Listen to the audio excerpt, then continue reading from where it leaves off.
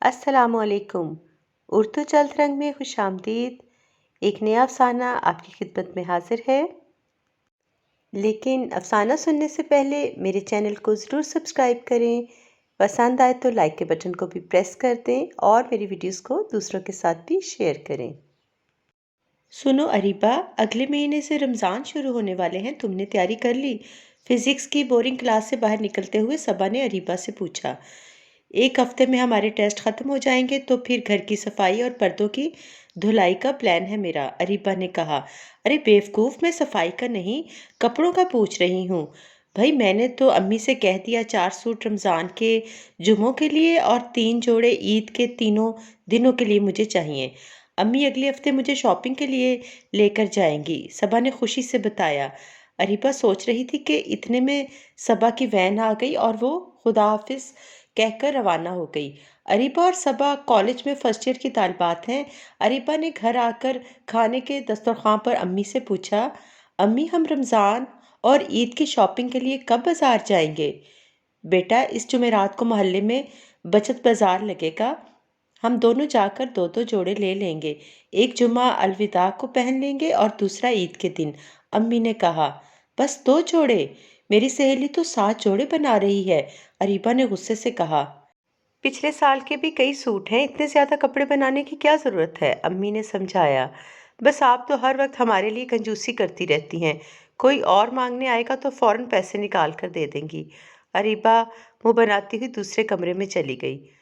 نفیسہ بیگم متوسط طبقے کی سلیقہ مند خاتون تھیں۔ ان کے شوہر کا جنرل سٹور تھا، 3 بیٹے اور 1 بیٹی تھی۔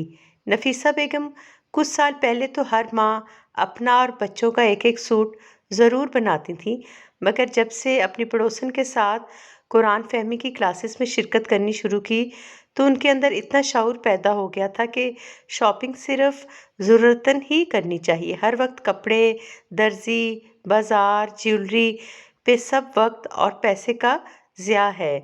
اب انہوں نے بہت سی فضولیات کو ترک کر دیا تھا اور سادگی اختیار کر لی تھی، جسے بچے کنجوسی کہتے تھے۔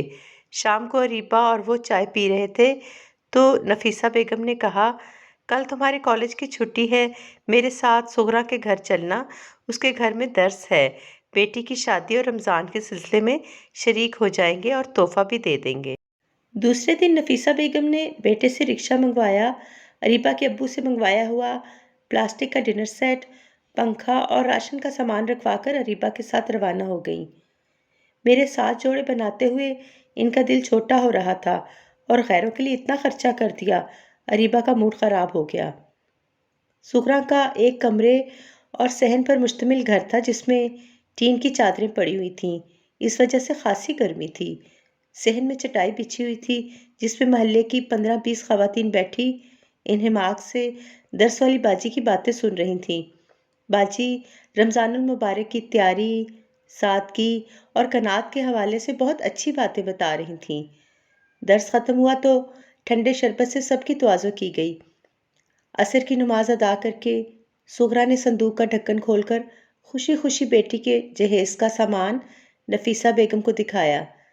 7 معمولی ریشمی جوڑے، 3 مسحری کے سیٹ اور چند سٹیل کے برتن۔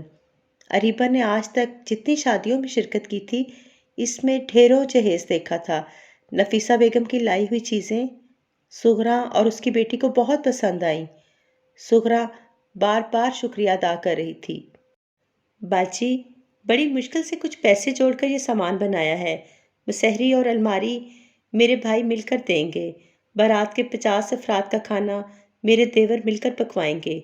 اللہ تعالیٰ کا شکر ہے بیٹی عزت سے اپنے گھر کی ہو جائے گی، صغرا نے آنکھوں کے گوشے صاف کرتے ہوئے کہا۔ نفیسہ بیگم نے صغرا کی بیٹی کو ازدواجی زندگی کی کامیابی کی ڈھیروں دعائیں دیتے ہوئے واپسی کی اجازت مانگی۔ صغرا کا بچہ لپک کر رکشہ لے آیا۔ واپسی کے سفر میں اریبہ سوچ رہی تھی کہ ہم لوگ تو رمضان کو سحری افطاری کے ڈھیروں لوازمات بنانے اور درجنوں نئے کپڑے سلوانے میں ضائع کر دیتے ہیں۔ در حقیقت رمضان المبارک تو ہمدردی، غم گساری اور اثار کا مہینہ ہے، عبادات کے ذریعے اللہ تعالیٰ کی رضا کے حصول کا مہینہ ہے۔ اپنی خواہشات کو محدود کر کے کسی غریب کی مدد کرنے سے جو خوشی حاصل ہوتی ہے وہ ڈھیروں ڈھیر خریداری کر کے بھی حاصل نہیں ہوتی۔ گھر پہنچتے ہی اریبہ امی کے گلے لگ گئی۔ امی، آپ بہت اچھی ہیں۔ سوری میں نے آپ سے بدتمیزی کی، آئندہ ایسا نہیں کروں گی۔ اور ہاں، سغرا آنٹی کی بیٹی کو میں اپنی طرف سے ایک پرس تحفے میں دوں گی۔ نفیسہ بیگم نے مسکراتے ہوئے اریبہ کو گلے لگا لیا۔